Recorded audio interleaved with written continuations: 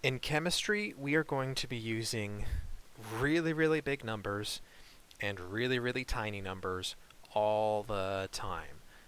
So, because of that, we need some system, some way of writing numbers where we don't have to write out 20 zeros in a number every time we use Avogadro's number, which is something we're going to come across later in a later chapter. We need something that will help us write these really big and really small numbers that makes it both more convenient for us to use these numbers and helps us avoid making errors.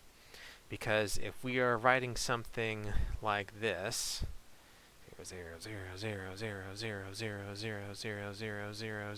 lots and lots of zeros, it is incredibly easy to miscount the zeros. I mean, just looking at that gives me a headache, all those zeros.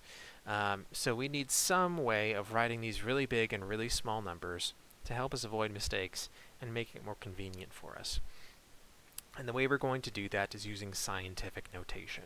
Now, you should have had scientific notation already. You should have had it in your either high school algebra or your college algebra, whatever class you took before this one. But we're going to go ahead and review it here really quickly anyway. So with scientific notation, what we're doing is we're going to write the single number, this either really big or really small number, essentially as two numbers together. So if we have, for example, 108,000, we are going to split this into two parts. The first part of this number is going to give us the number part, I guess you could say, the actual numerical values.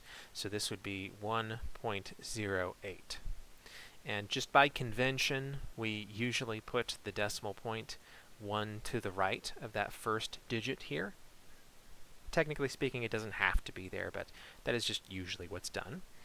The second part of the number tells us where the decimal point should actually be.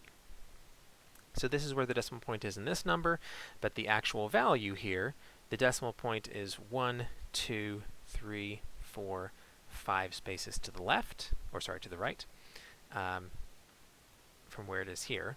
So it would actually need to move 5 spaces in this direction. So that will be times 10 raised to the 5. Just however many spaces over you move it to get it back to where it was, that's the number you put up here. Now if you moved it the opposite direction, so you were writing a small number instead of a large one, you're still going to use the same number of spaces that you moved the decimal. It'll just be negative instead of positive. So it would be negative 5 instead of positive 5.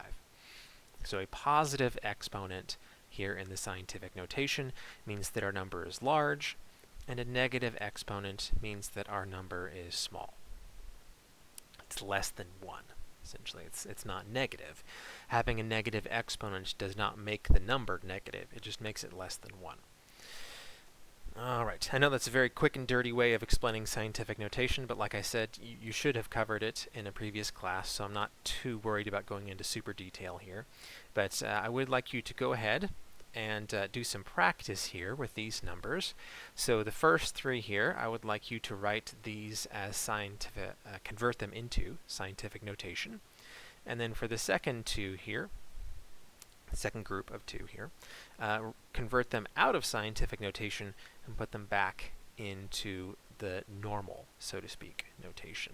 So go ahead and pause the video and try to do that on your own, and then come back and we will do it together.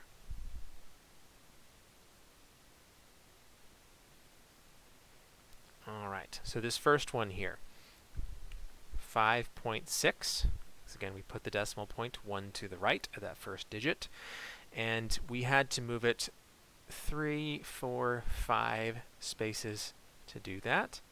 And so this is going to be 5.6 times 10 to the 5 meters. That is that value. Same kind of thing here.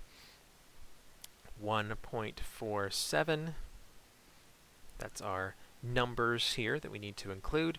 And then the decimal point moved from here over 1, 2, 3, 4, 5, 6, 7 spaces.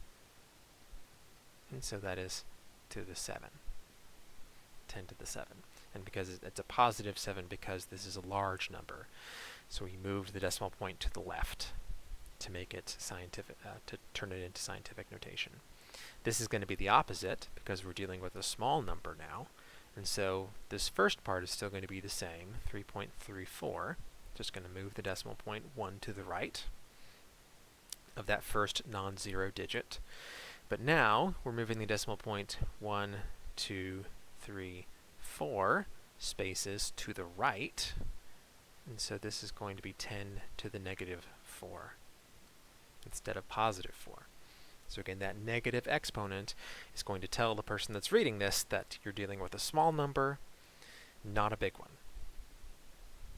So if we're going in the opposite way, turning 5.54 times 10 to the negative 5 into normal notation, go ahead and write the 554 here, deciding which direction the decimal point is going to move. Because it's negative 5, that tells us we have a small number, and so the decimal point is going to go in this direction. So, I'm going to go 1, 2, 3, 4, 5. So this is where the decimal point ends up, and then we're just going to put zeros in all those indentations there.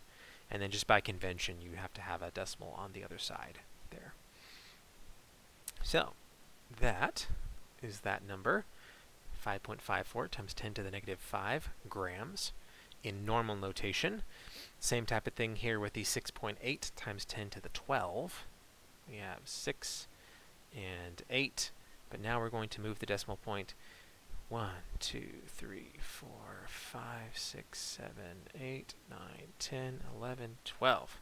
So this is where the decimal point ends up, and we have a whole bunch of zeros here. Again, 1 in each of those indentations.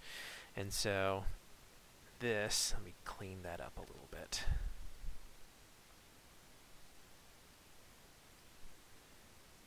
This is normally written like that, where you would have a comma for each thousands place.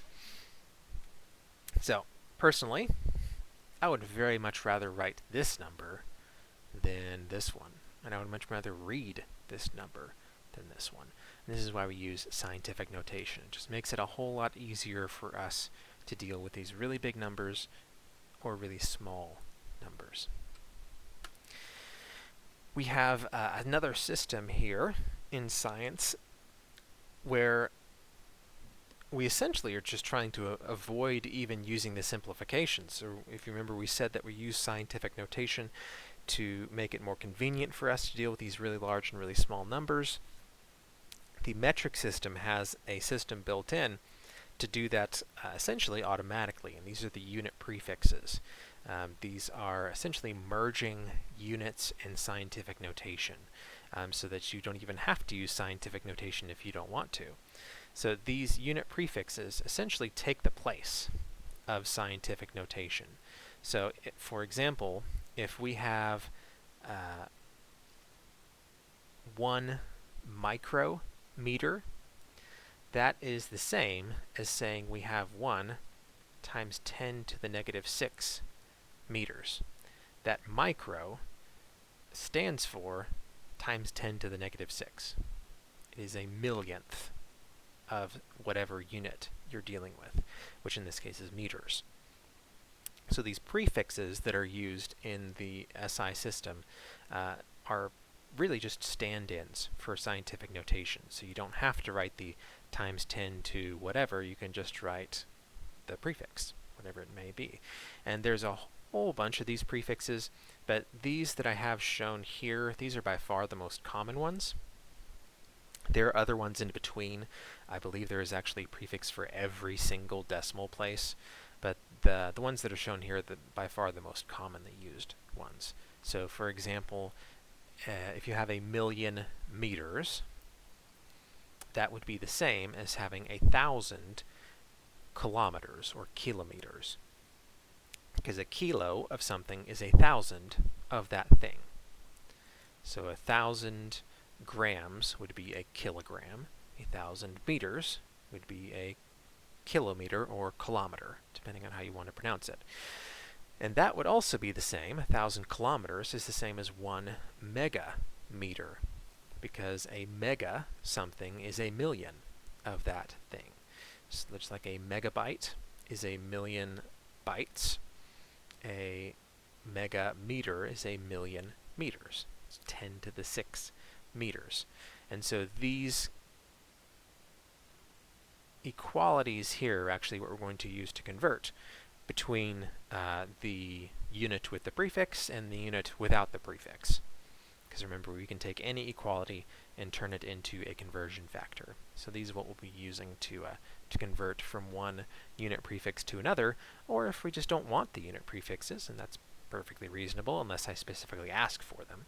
But if you just prefer to use the base units and no prefixes, you can do that, and you can just use plain old scientific notation.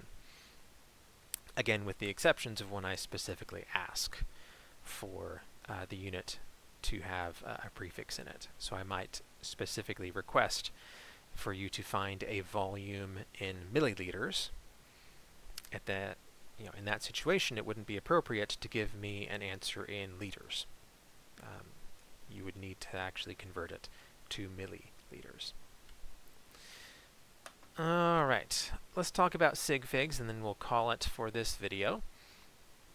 So Sigfigs, or significant digits, or significant figures, those are all kind of the same term, talking about the same thing. These are used to maintain correct precision. And what I mean by that is when we're measuring something, we are never going to know the exact value of that measurement. If I was measuring the length of a dollar bill, I could get pretty close if I had some decent tools. But you will never know exactly, precisely to the millionth decimal place what the length of that dollar bill is.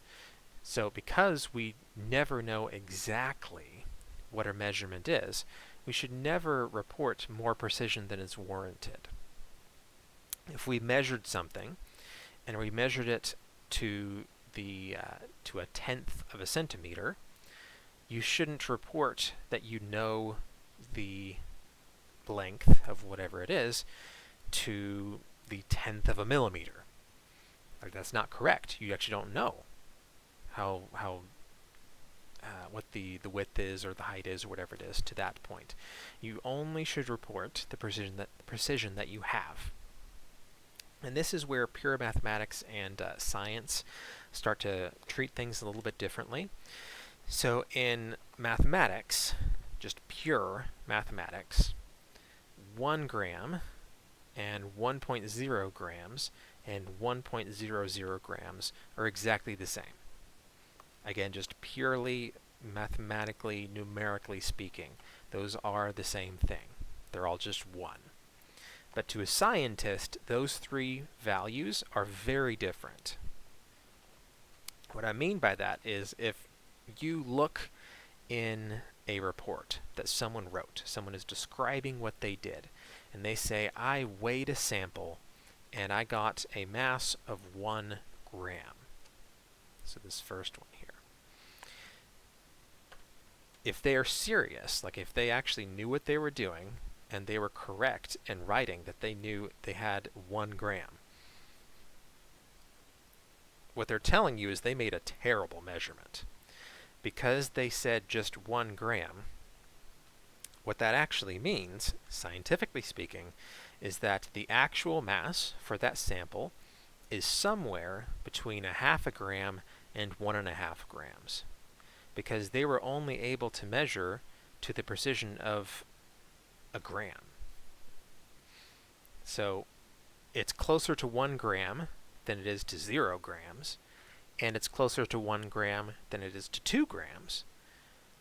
But anywhere in that range, anywhere in the range of 0.5 gram to 1.5 grams, anywhere in that range is what we could have as the actual mass, because the measurement was not made very well. Now, if on the other hand they said, I weighed the sample and it was 1.0 grams, what that person is telling you is, I weighed this sample, and down to 1/10 of a gram, it was exactly 1 gram.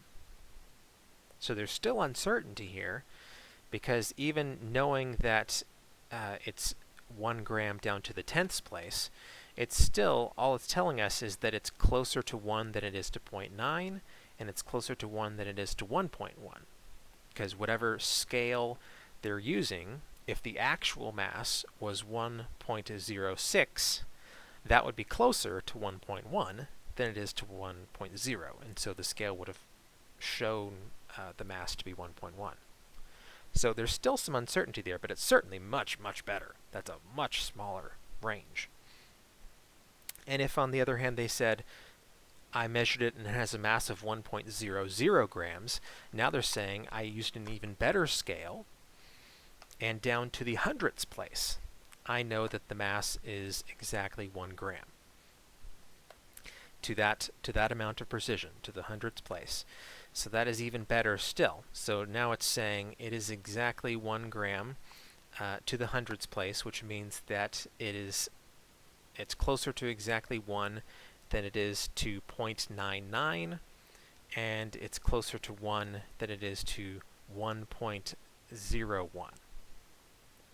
So there's still a range there. It's closer, so the balance could have told us 0.99, or it could have told us 1.01 if it had been closer to either of those two things. If the actual mass was closer to either one of those, then it would have told us this number or that number. But because it gave us exactly 1, we know that it's somewhere in between these two numbers here. So hopefully that makes sense. Hopefully that explanation makes sense there. We always want to report numbers that we measure with the proper precision, because if we give too few Sigfigs, as we're going to call them, too little precision, then the person that's looking at the data that we wrote, they're going to be really confused, and they're going to wait, is it actually 1, or is it 1.1, or is it 1.2? What is it exactly? And we don't want to report too much precision, because then essentially what we're doing there is we're lying. And scientists should never lie. People, just in general, should never lie, but especially scientists, when they're reporting on scientific data. You shouldn't lie, because that's what you're doing if you report too much precision. Alright, so when we're reporting numbers, or we're reading numbers, certain numbers are going to be significant. They're going to convey precision, and some numbers are not. The good news is that most numbers, per se, convey precision. So if you are reading or writing a number, and you use any non-zero digit, that is going to be significant. That is conveying precision. So 1, 2, 3, 4, 5, 6, 7, 8, 9, any of those are what we call Sigfigs. They're significant digits. It's the zeros where things get a little bit more complicated, because sometimes zeros are significant, sometimes they are conveying precision, and sometimes they are not. Essentially, zeros are not significant when they're just placeholders, where they're just telling you where the decimal point is. But they're not always going to be doing that. So if you have interior zeros, or captive zeros, so they're between two other significant digits, then those are going to be significant. And they don't have to be non-zero, by the way. You could have other numbers as well that are making those captive zeros. But anyway, so all of those would be significant. Trailing zeros are only significant if they're after the decimal point. So there's no point in including these zeros unless you are specifically saying, I measured it to the thousandths place, and it was 0. If you just wrote 1.1, like, you wouldn't just for funsies put in a whole bunch of zeros at the end. Like, there's no point in doing that unless you're conveying that I actually measured it to those decimal places and it was 0. So if there's a 0 reported after the decimal point, those are significant. If the trailing zeros are before the decimal point, those are not significant, because the only reason those are there is to tell you, hey, the decimal point's right there. It's the only reason these zeros are here. They're not there to convey precision. Now, if you know that something is exactly 1200, and you want to convey that you do know that it is exactly 1200, you wouldn't write it out this way. You would write it out, actually, oops, that's not right. You would write it out like this. Because then that would convey that all 4 of these numbers are significant, because now those trailing zeros are after the decimal point, and so those would also be significant. Leading zeros are never significant. So these zeros here, once again, those are only there to tell you where the decimal point is. They're not actually conveying precision. They're not telling whoever's reading this how precise you were in your measurements. This is probably the one that students have the most trouble with. You're like, yes, they do convey precision. How else do I know that it's, a millionth or a thousandth of whatever? But they do not actually convey precision, because I could just as easily write this like this. Like, leading zeros are only, in this case, they're there to tell you where the decimal point is. And if you had some other number, like if we had the 1200, like, it'd look pretty silly to put extra zeros at the front of that. Like, you don't do that. So leading zeros are never significant before or after the decimal place. Leading zeros are never significant. All right, so with those rules in mind, go ahead and pause the video here. Take a look at these 6 examples and work out how many Sigfigs you think are in each of these examples here. So go ahead and pause the video now and try and work that out.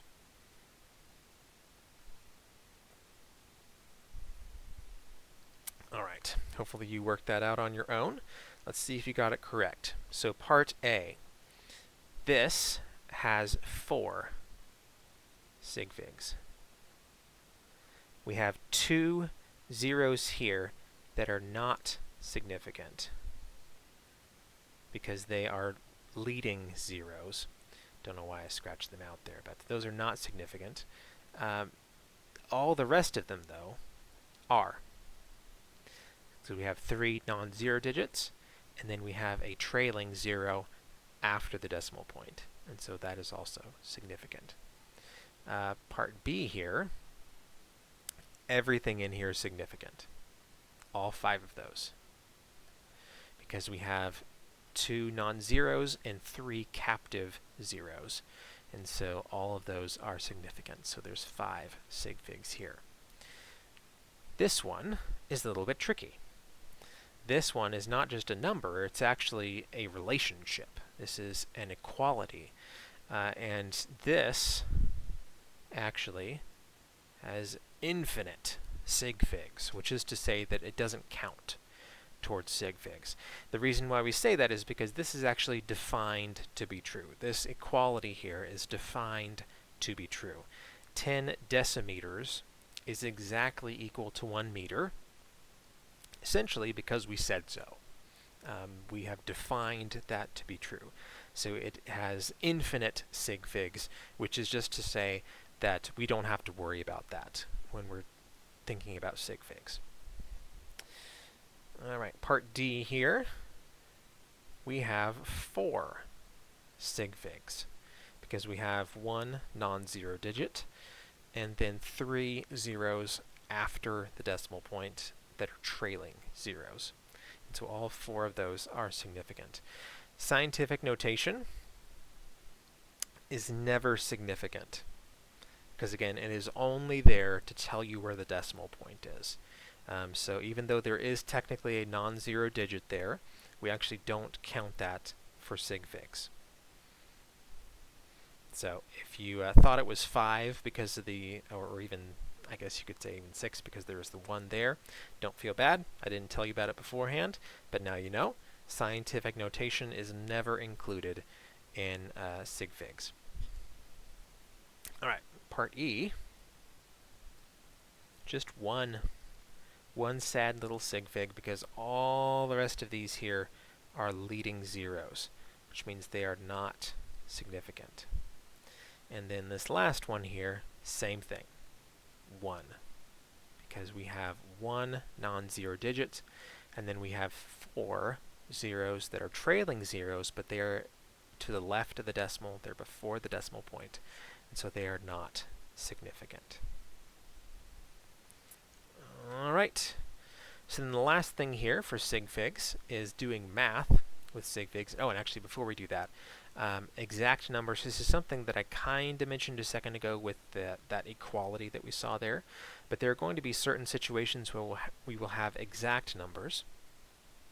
These have unlimited number of sigfigs, because these are either going to be things that are defined to be true, so defined quantities. They will be integral numbers that are part of an equation. So like, for example, the radius is equal to the diameter divided by 2. So half of the diameter is the radius. That 2 is just a part of the equation. It's not something that was measured at some point. It's just a number that is integral in the equation, and so it's not going to be considered for sigfigs if you're actually plugging numbers in here. And then if you're counting discrete objects, you don't have to do sigfigs for that either. So if you just had, you know, 6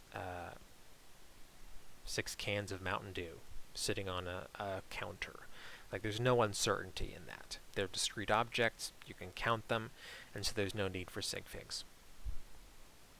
So I will do my best to point out to you when we come across these exact conversion factors and exact numbers where we don't have to take sigfigs into account. Actually, I think we'll go ahead and cut the video here for now, because there's still a little bit that needs to be done here with sigfigs for in calculations. So we'll pick up here in the next video.